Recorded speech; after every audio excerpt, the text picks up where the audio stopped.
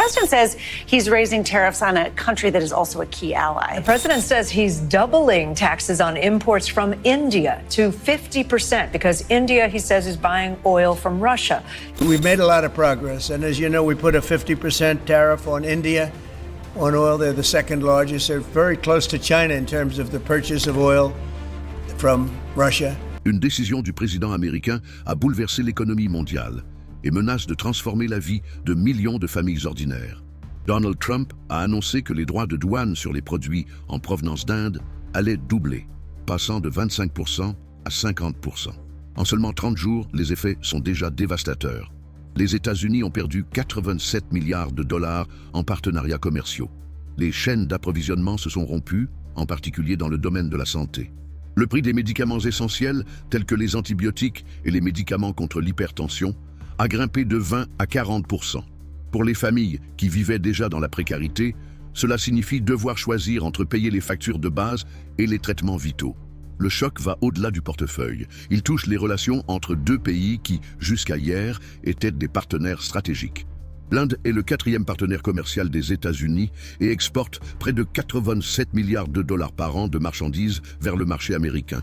Dans le même temps, elle assure un excédent de près de 40 milliards de dollars à Washington si l'on ajoute les services technologiques, les redevances et les ventes militaires. La réaction indienne a été immédiate. Le Premier ministre Narendra Modi a déclaré qu'il n'y aurait aucune concession, que la plus grande démocratie de la planète ne céderait pas à la pression. Et si les États-Unis veulent transformer un partenariat en confrontation, l'Inde est prête à répondre. Dans ce contexte, on peut se demander pourquoi s'en prendre à un allié aussi important. Dans quelle mesure cette décision a-t-elle été motivée par des différends commerciaux ou par des tensions géopolitiques? Le fait est que l'Inde fait non seulement partie du bloc BRICS, aux côtés du Brésil, de la Russie, de la Chine et de l'Afrique du Sud, mais qu'elle a également adhéré à des initiatives qui remettent en cause la suprématie du dollar. Ceci, ajouté à l'achat de pétrole russe, a déclenché l'alerte rouge à la Maison-Blanche.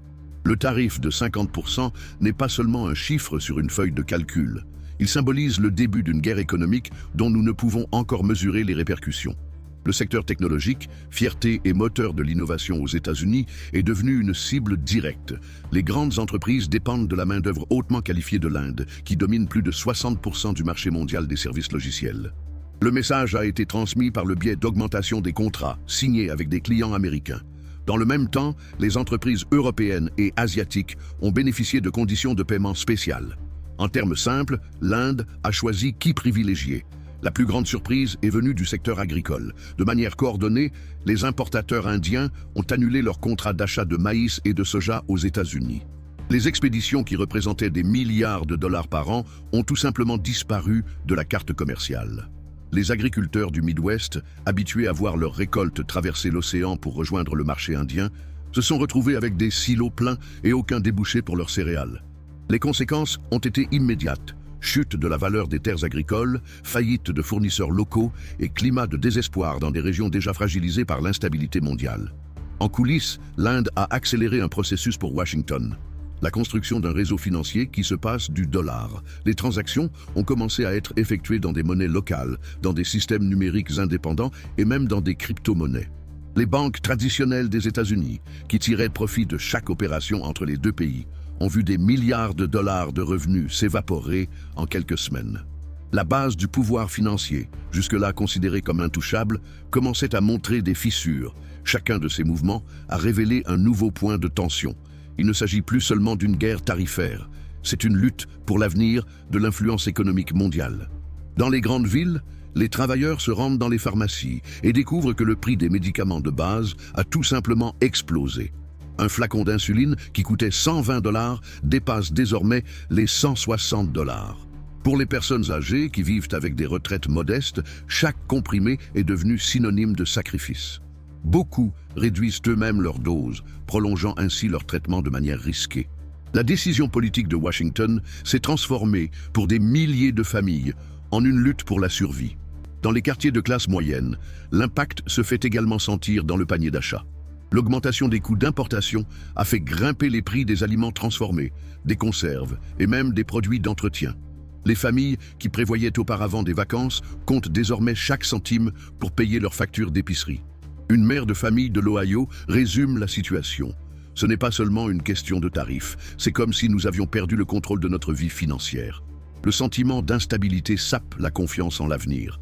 À la campagne, les agriculteurs qui vendaient depuis des années du maïs et du soja à l'Inde ont vu leurs contrats disparaître du jour au lendemain. Les silos sont pleins, mais il n'y a plus d'acheteurs. Les revenus qui garantissaient la pérennité des propriétés rurales se sont évaporés. Dans les petites villes, les concessionnaires de tracteurs, les garages et les fournisseurs de semences parlent déjà de fermer leurs portes. Ce qui semblait être un différend lointain entre gouvernements s'est transformé en une menace directe pour la survie de communautés entières. Et ce n'est pas seulement dans les campagnes ou dans la consommation de base que la crise se manifeste. Les jeunes professionnels du secteur technologique, habitués à travailler pour des entreprises qui entretiennent des liens étroits avec l'Inde, sont confrontés à des licenciements inattendus. Des projets ont été annulés. Les contrats de sous-traitance sont devenus plus coûteux. Pour beaucoup, le rêve d'ascension sociale fait désormais place à l'incertitude quant à la manière de payer le loyer du mois prochain. Les répercussions émotionnelles ne peuvent pas non plus être ignorées. Il règne un climat de frustration généralisée. Ce qui semblait auparavant être une mesure abstraite de politique commerciale envahit désormais la vie domestique, le quotidien scolaire, les régimes de santé et même la table du dîner. La guerre des tarifs entre les gouvernements s'est transformée en une guerre intime, menée dans chaque foyer américain. Ce qui frappe le plus, lorsque l'on observe ce scénario, c'est de constater à quel point le fossé entre le discours et la réalité s'est brutalement réduit. La promesse de protéger les emplois aux États-Unis s'est transformée en prix insupportable, en incertitude dans les campagnes et en insécurité dans les villes. Il ne s'agit pas seulement d'un conflit économique, il s'agit d'un séisme social qui bouleverse les routines, détruit les projets et confronte des familles entières à des choix douloureux. Cette guerre commerciale avec l'Inde montre clairement qu'aucune décision n'est neutre et qu'aucune puissance n'est à l'abri des conséquences de ses propres actes. Le commerce international ne se résume pas à des chiffres ou à des statistiques. Il repose sur des liens de confiance, sur des pactes tacites qui garantissent la dignité de millions de personnes. Lorsque ces liens sont rompus, des fissures apparaissent qui rongent à la fois l'économie et la notion même de sécurité collective. C'est là que les dirigeants jouent un rôle central. Les décisions prises par des personnalités telles que Donald Trump et Xi Jinping ne se limitent pas à la sphère politique. Elles influencent le prix des denrées alimentaires, la pérennité des emplois et l'avenir des générations futures. Pour mieux comprendre ce lien entre biographie personnelle et destin collectif, nous mettons en avant notre e-book exclusif sur le parcours de ces présidents. Ce document est disponible dans le commentaire épinglé. L'histoire est encore en cours d'écriture. Le conflit entre les États-Unis et l'Inde n'est peut-être que le prélude à une transformation plus profonde, qui redessinera l'équilibre mondial. Nous ne savons pas ce que l'avenir nous réserve, mais nous savons que l'impact se fait déjà sentir dans notre quotidien. Si vous avez suivi cette analyse jusqu'ici, abonnez-vous à notre chaîne, laissez un j'aime et partagez votre point de vue dans les commentaires. Votre participation est essentielle pour nous permettre d'élargir ce débat. Merci de votre présence et à bientôt pour la prochaine mise à jour.